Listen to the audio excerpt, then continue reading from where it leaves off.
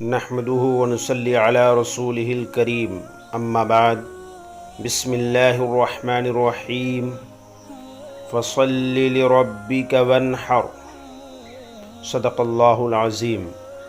محترم سامعین اکرام، السلام علیکم ورحمۃ اللہ وبرکاتہ۔ آج کا عنوان ہے قربانی کے مسائل۔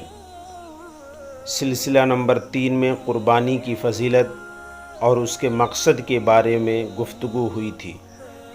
اب اور آج انشاءاللہ سلسلہ نمبر 4 میں قربانی کے 2 اہم مسائل کے بارے میں گفتگو ہوگی۔ مسئلہ نمبر 1، قربانی کیا ہے، واجب ہے یا سنت؟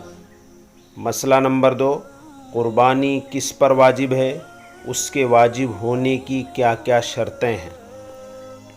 تو ہم مسئلہ نمبر 1 کے بارے میں بات کر لیتے ہیں کہ قربانی ہر صاحب نصاب، صاحب حیثیت مرد و عورت پر ایام قربانی میں واجب ہے۔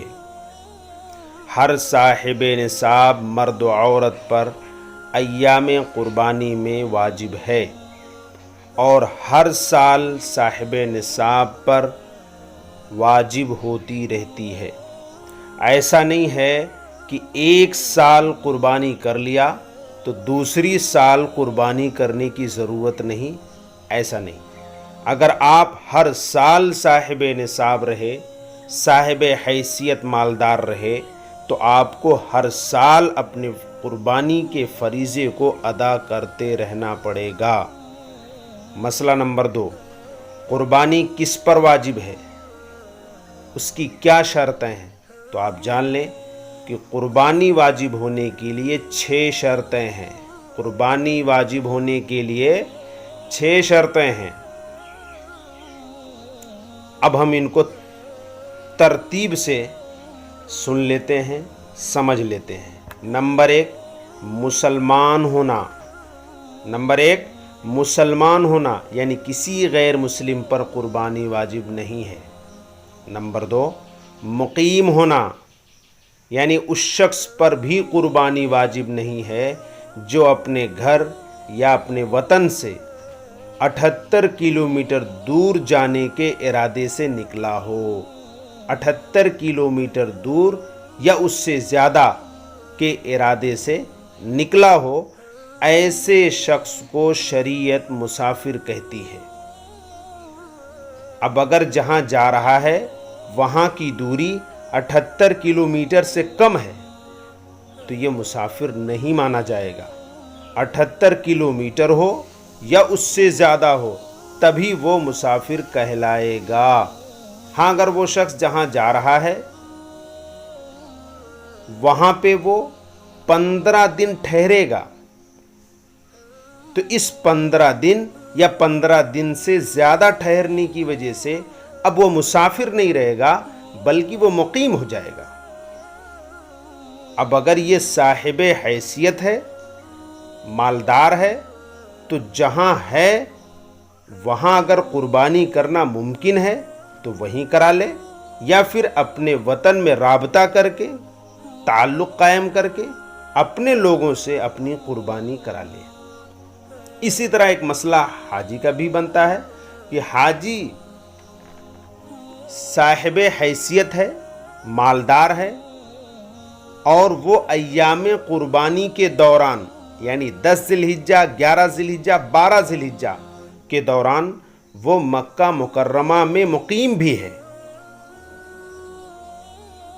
یعنی مکہ مکرمہ میں اس کا قیام کم از کم 15 دن ہو رہا ہے، تو اس حاجی پر بھی قربانی، حج کی قربانی کے ساتھ ساتھ ایک جانور کی قربانی اور دینا واجب ہوگا، جسے ہم اور آپ بقرہ عید کی قربانی کہتے ہیں۔ تو اس بقرہ عید کی قربانی میں حاجی کو اختیار ہے کہ اس قربانی کو مکہ مکرمہ میں ہی کر لے یا پھر اپنے وطن میں بھی کرا سکتا ہے۔ ہاں، منی میں قربانی کرنے کا ثواب ساری دنیا کی تمام جگہوں سے زیادہ ہے۔ اگر منی میں کرتا ہے تو منی میں کر لے، ورنہ وطن ہی میں کرا لے۔ نمبر 3، آزاد ہونا، غلام پر قربانی واجب نہیں، لیکن قیدی اس حکم سے الگ ہے۔ مسئلہ یہ ہے کہ اگر قیدی جہاں پہ بند ہے وہاں اسے 15 دن سے زیادہ رکھا جائے گا تو اب وہ مقیم مان لیا جائے گا۔ اب اگر وہ قیدی صاحب استطاعت مالدار ہے تو اس قیدی پر قربانی دینا واجب ہوگا۔ اسے چاہیے کہ اپنے ورثہ سے کہلا کر اپنے فریضے کی قربانی ادا کرا لے۔ نمبر 4، بالغ ہونا۔ کسی نابالغ بچے پر قربانی واجب نہیں ہوتی ہے۔ نمبر 5، عاقل ہونا، ہوش مند ہونا، یعنی پاگل اور مجنون نہ ہونا۔ پاگل اور مجنون پر قربانی واجب نہیں ہے۔ نمبر 6، صاحب استطاعت مالدار ہونا، یعنی کسی غریب، مسکین اور مجبور شخص پر قربانی واجب نہیں ہوتی ہے۔ محترم سامعین کرام، آپ کے سامنے قربانی کی جن 6 شرطوں کا تذکرہ ہوا، یعنی مسلمان ہونا، مقیم ہونا، آزاد ہونا، بالغ ہونا، عاقل ہونا، صاحب حیثیت مالدار ہونا، ان 6 شرطوں کا تذکرہ ہوا۔ ان سب شرطوں کا ایک وقت میں ایک شخص کے اندر پایا جانا ضروری ہے۔ اگر ان 6 شرطوں میں سے کوئی ایک شرط نہیں پائی گئی تو اس پر قربانی واجب نہیں ہوگی۔ مثال کے طور پہ سمجھ لیتے ہیں کہ ایک شخص مسلمان ہے، مقیم بھی ہے اور آزاد بھی ہے، لیکن پاگل ہے، مجنون ہے، تو اب اس پر قربانی واجب نہیں ہوگی، کیونکہ ایک شرط عاقل وہ نہیں پائی جا رہی ہے، اس لیے اس سے قربانی نہیں دینا ہوگا، اس پر قربانی واجب نہیں ہوگی۔ الحمدللہ، سلسلہ نمبر 4 کی گفتگو آپ کے سامنے مکمل ہوئی۔